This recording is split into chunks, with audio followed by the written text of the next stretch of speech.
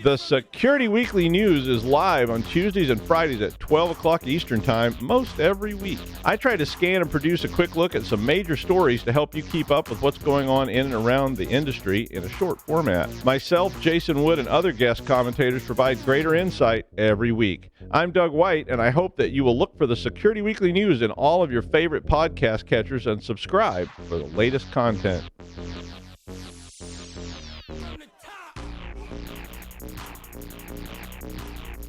Welcome back to Business Security Weekly. I am your host, Matt Alderman, joined by Jason Albuquerque and Ben Carr.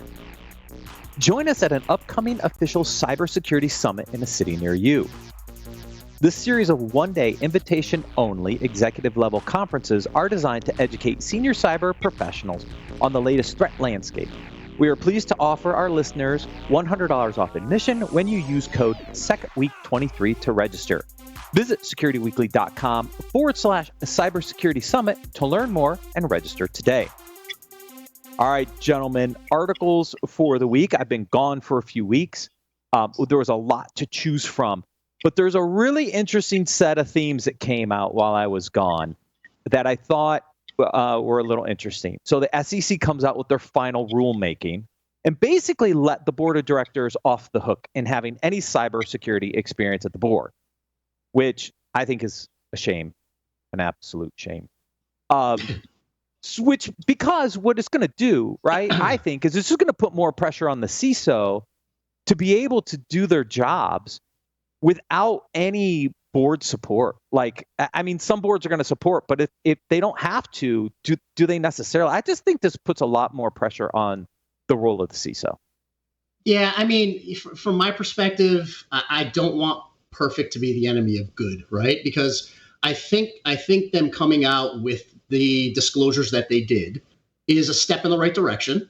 I don't think it's extremely watered down. And the big to-do is, yes, you don't have to have mandated cyber expertise on the board. But in the disclosures in the 10K, they did come out with board committee responsibility for cyber oversight. So it is placed in there that there is responsibility for oversight and keeping tabs on how they're informed. I think this is a step in the right direction. Is it perfect? Absolutely not.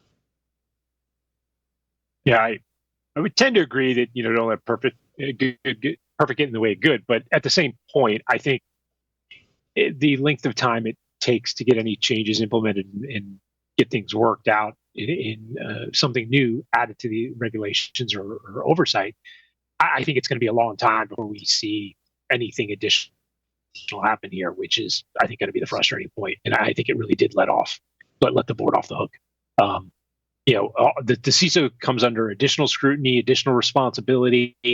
We've seen, CISOs being sued at this point, but if, you're still not getting the support, the finance backing to get done what you need to do, it's going to be really hard. It's going to make an even harder job with the board not having, some type of expertise on it that's actually looking at it in a reasonable fashion and saying, hey, we're not actually making the investment, or we're not actually looking at the risk from the perspective and the lens that we should, right? There's too much risk in the business. So I think that's just, it's unfortunate, I guess, is the best way to put it. Yeah, no, I agree. Perfection would have been having the, obviously the mandate to have cybersecurity expertise on the board. But it's not just the CISO that's under higher pressure now, because they call out management as a whole, right? Yeah. So there is some requirement for management as a whole. So CEOs, right? This is called out. That executive leadership now has to have that level of responsibility and accountability. So again, it is not perfection by any means, but I'm going to take wins in the W column when we can, because in absence of anything else, this is motion forward. This is our ability to move forward and create accountability at the executive level and continue the conversation, right? I mean, at the end of the day, this could have been completely squashed and we all lose. So I think we fight to continue to improve, and I'm going to take this as a step forward. Yeah. And that's kind of ties into my second article, right, is embracing change at the CISO role, because it is. This is an evolving role. It has been for a while. It will continue to be, because, maybe having board oversight might have made our jobs a little easier in that role, but we still have to continue to change. So these next couple articles are interesting. The second article we're going to cover in this series, though, was assuming that that to be ready for the board, that the SEC guidance was going to require it at the board. So that article is probably not as relevant in the series now that the SEC's come out with their guidance. But this next article here, this former CISO from the state of Maryland talking about some of the challenges and some of the changes that we have to make. And they are really aligned to better aligning with the business, working with the executive team and moving forward. There's a couple things in here I may not 100% agree with, but I mean, what he's making the case for is we have to be business enablers and we have to continue to work with the business. Yeah. I think the spirit of the article was good. There were some portions of the article that were a little all over the place, as far as embracing change and how it's going to solve workforce shortages. And there was a lot around AI in this article too. But at the end of the day, I think the spirit of the article is exactly it, right? We need to be stewards of change. We need to embrace it, and we need to be aligning to the business because the business is moving faster than it has ever moved in the past. Yeah, I think we realize that we've talked about this extensively, right? I think we talk about it internally in our own CISO circles that we need to be more business focused and work on it. Again, not to go back to the first article, but I think if we had gotten that board involvement, if we had gotten the requirement that there be more expertise in the board, right, related to cyber, I think it would have made for more of a shared responsibility. And so I think when we look at that, that's really, in my mind, always been the challenge to the CISO role. It's this, this vision that we're the negative people in the room, that we're saying no to everything. And I think we don't try to do that. We're trying to protect the business.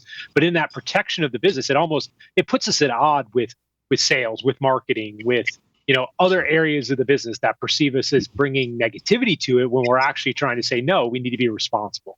And I think that's really the challenge and what I'd hope for out of this. And I think that's, as we look at where CISOs change and become potentially risk officers or, more business aligned, that's what we're trying to figure out is how do we become more involved with the business as a whole as a partner. Yeah. No, agreed, Ben. And you want to know what? I mean, again, I hate to go back to the last article like you did, but it's such a huge topic, and it was a miss, right? But I think as a community now, it's up to us to kind of put pressure to move things forward. Directors' profiles are public knowledge, right? So let's start looking at these organizations and see who does have cyber experts and cyber focused board members, right? Who can actually talk the talk when it comes to cyber risk management. It's all public profiles. Let's take a look at who they're putting on these boards and put some pressure. Let's move the needle. Well, look, I think everybody should start to look at this. I mean, with the requirements that have come out now, how does any company, especially a public one, get away with not having a CISO? How's that tolerable, right? Yeah. And as an investor, you should look at that and you should take that into serious consideration when you're investing your money in a publicly traded company. Like, do they have a CISO? Is it listed on the website? What's their security look like from a public perspective? How do they position that? What do they put on their website? How they treat, privacy and security? Like, all those things should start to come into purview now. And so if we think about that, hopefully we'll see a large uptick in the number of people that are actually, being required to be in those roles. And hopefully we're given the responsibility and the authority we need to do the job that needs to be done. I mean, I think that the proof will be in the pudding if we see it in 12 to 18 months that there's been some change. And we know that number is currently less than 50%. It's about 45%-ish right now, right? So, I mean, we'll be able to measure this over time, Ben, to your point, right? Is because we know what the current number is today. It's less than 50%, right? It's all so the metrics, will we see an uptick? Yeah. Yeah. And even in the Fortune 500, like, there are Fortune 500 companies that don't have a CISO. And like, how is that possible? Blows my mind. Blows my mind too.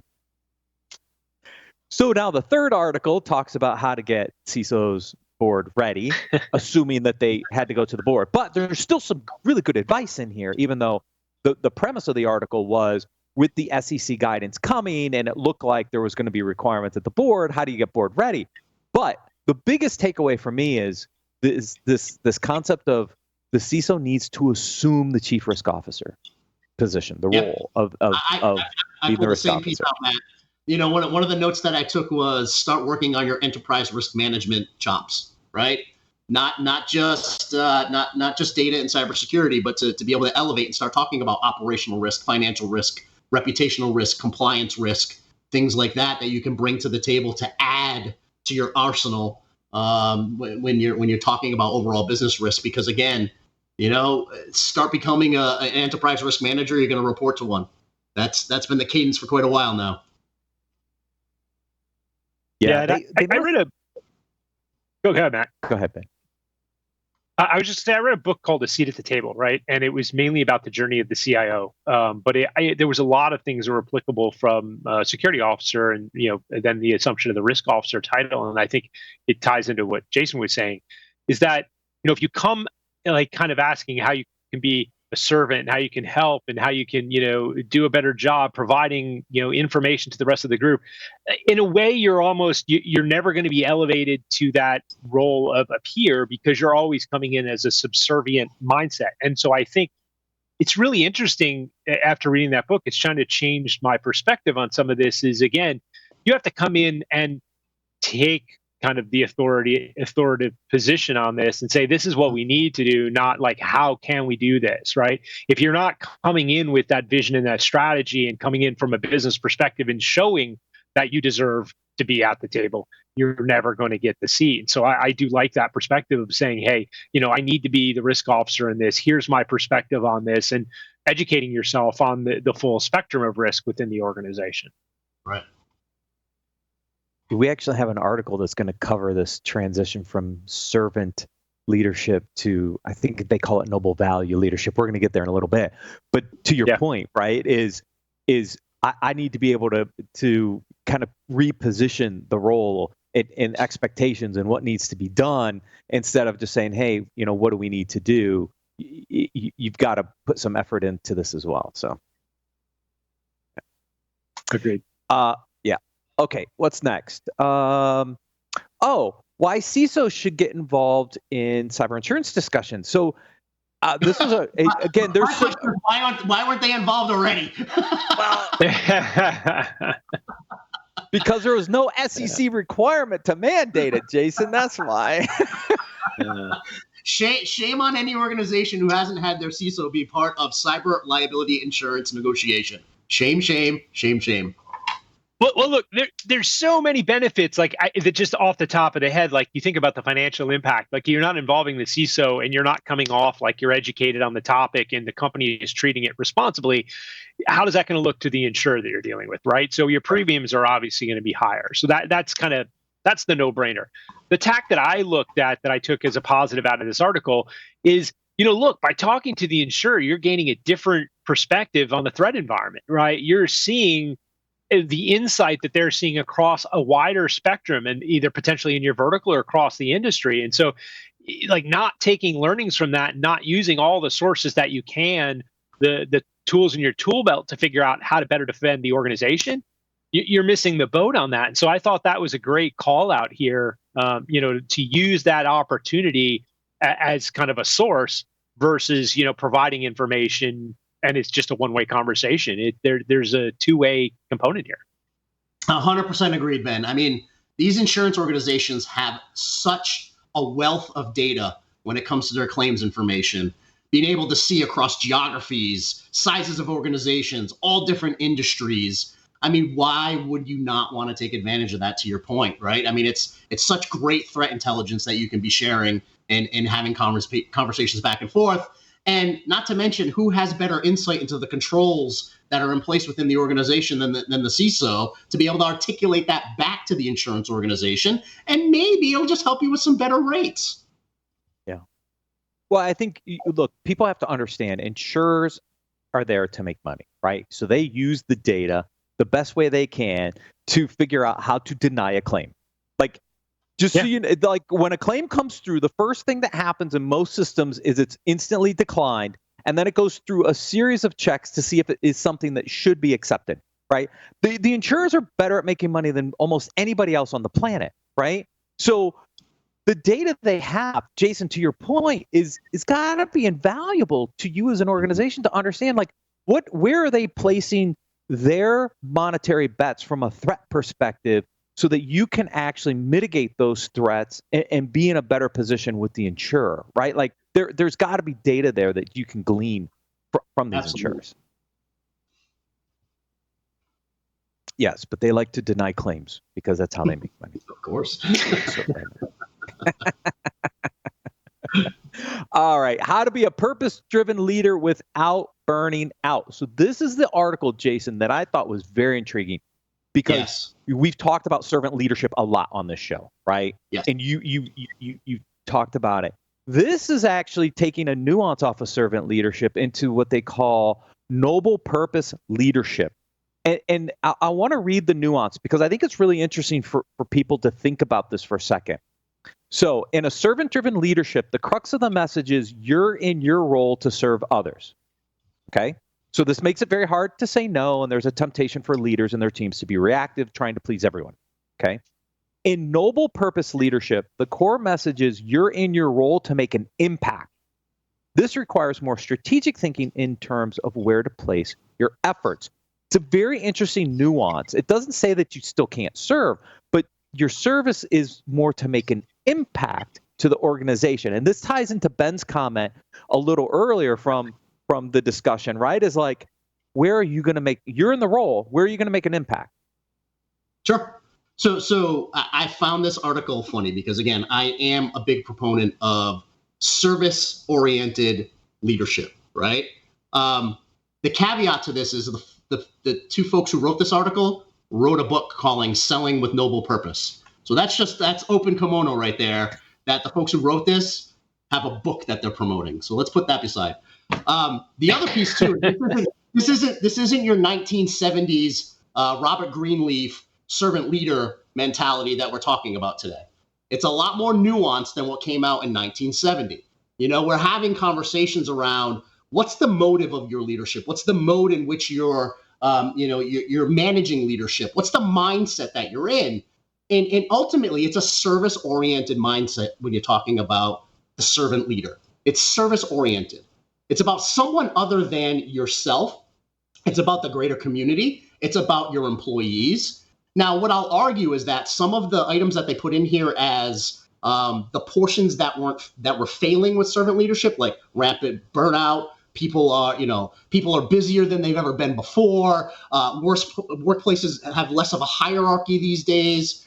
You know, when you want to know what, I would say that's bad implementation of a service-oriented leadership framework. Because think about this: companies like Starbucks, companies like Southwest, they put forward servant leadership frameworks, and it's just that, a framework. It's not gospel. It's not the law, right? It's a framework that you use to lead with. So from my perspective, people are busier. Teams weren't as big. Starbucks implemented this, right? Workplaces have become less hierarchical. There's still org charts in every organization that I've seen so far. There's a far and few between that hit the news that don't have org charts, but guess what? You have org charts. So again, this isn't the Robert Greenleaf of 1970 in the servant leadership, model there. This is a more modern, service-oriented leadership mentality. And unfortunately for me, I read this article and then saw who the authors were who were trying to sell a book and said it's just another marketing buzzword to try to sell a leadership book. Boom. How do you really feel, Jason? How do you really feel? I thought long and hard about this one. No strong opinions from this crew. No, none whatsoever. Because this has been such a base part of your leadership style, Jason, right? And I was like, how does Jason take this call? Now, I'm a very value-driven leader. Like if I'm not aligned from a value perspective, I don't stay in the organization. I have many examples through my career where we were not aligned on the value side of what we were doing. And so I would make a change, right? And so this concept of noble value leadership was intriguing, which is why I pulled this article in the first place. But then I saw how it was, kind of transforming the way we think about servant leadership. So I definitely was very interested in your thoughts on this one, Jason. So yeah, no doubt. At the end of the day, being values driven, if you're in an organization that didn't value the service that you provide to the rest of the organization, Would you be happy there? No, right? No. So ultimately, it's creating an environment where you're providing service, no matter what level. Again, this isn't a title. This is a leadership framework. It's a mentality where you could be a middle manager, you could be an entry-level employee, but showing leadership in the organization is service-oriented. That's the key. Drop the mic.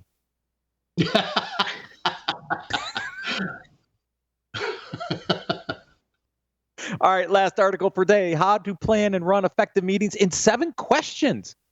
I love this one because as I was reading these questions to answer, I'm like, oh gosh, not the entire company is one of the answers, right?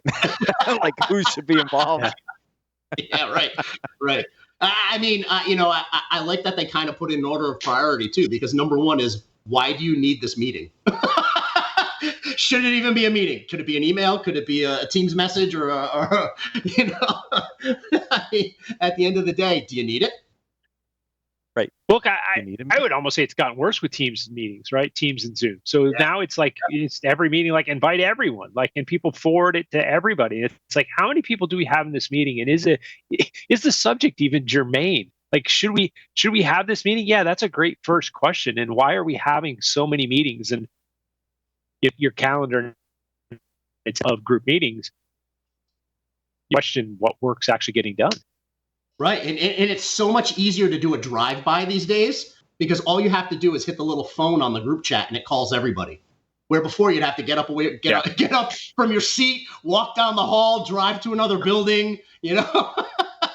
Now it's just boom, group message, and everybody's on the phone. And there are some times that happens, and I'm like, oh my Lord, there's so much hourly rate on this meeting right now, and I don't even think we need it. Yes. Like, you've got half of the company sitting in a meeting. You're like, what are we doing? Like, how much time do we want to spend? To the point where, for us, we're remote first, right? So we do a ton of Zoom meetings. Like, we were on a 2-hour design session today with, half the executive team and a bunch from the product and engineering team. I'm just calculating the salaries on that thing, right? But it was for a purpose. It was a very specific purpose on how to improve the user experience in the software, right? So you needed the inputs from those people. So, but a 2-hour meeting with that many people on it, that's a lot of cost. But I thought it made sense, right? To the point now where we're trying to get the executive team back in person one day a week to get them together, because doing all this stuff via Zoom and stuff, that's fine. But like, sometimes you miss the interaction, like in sitting in a room and just figuring stuff out. So we're going to get more back to some of that, which we hadn't for a while. Like, it's really easy to fall into this remote work thing and just literally sit on Zooms all day long. Like, exactly. That's what my schedule looks like. There's a balance, right? I think, there's been I've seen a lot of rubber band in companies now wanting people to just be back in the office. And I think that's, you can go too far too far to remote and too far to everybody in the office. I think the key is, look, find something that works and find what the best way to implement it is. And sometimes that's, with remote work, you got to get everybody together. Sometimes you got to have a face-to-face meeting. It's not the same as meeting in a Zoom thing, right? But, still to that point, why are we flying everybody into this, offsite location to get something done? Like, is everybody necessary? Like, what's the time length? How many days are we going to spend there? What's the cost? Like, all of these questions are applicable for any type of meeting or gathering, right? You got to really figure out what's the best use and value back to the company, and it's, at the end result, like, what's getting done, what's changing the bubble. Right. I was going to say the same thing, Ben, that this is applicable to any type of meeting, and it should be the test that you put your employees through on whether or not they should schedule a meeting. Like, this literally should be the matrix that they walk through and say, do you need the meeting? What does success look like for this meeting, right? Where's the best place to hold this meeting? And it's really that checklist you go through to figure out whether or not you should even schedule it. Yeah, and it's almost like, look, if you're going to come to me and ask me to hold a team meeting somewhere, come to me with these answers. right? Yeah, I shouldn't have to ask these things. You should come to me and say, hey, we need this meeting for this. We're going to have a success-driven output because we're going to accomplish these things. The meeting is going to create this outcome and it'll be measurable. And here's how we'll tell you that. Like, if you come to those things, like, then you're showing me that you're a professional and you're driving towards success, and I know that I can trust you, right? If you have no answers for any of this stuff, then it's not a good outcome. That's right. That's right. Send it in a message. Yep. Just having a meeting for the sake of having a meeting. Yep. Or the same 10 people in the same meeting 6 times during the day, right? Like, right. Trying to get to the same outcome sometimes. Yeah, exactly. Yeah. Yes. Gentlemen, always a pleasure. Thank you for joining me today. Thank you, everyone, for watching and listening. We'll see you next week on Business Security Weekly.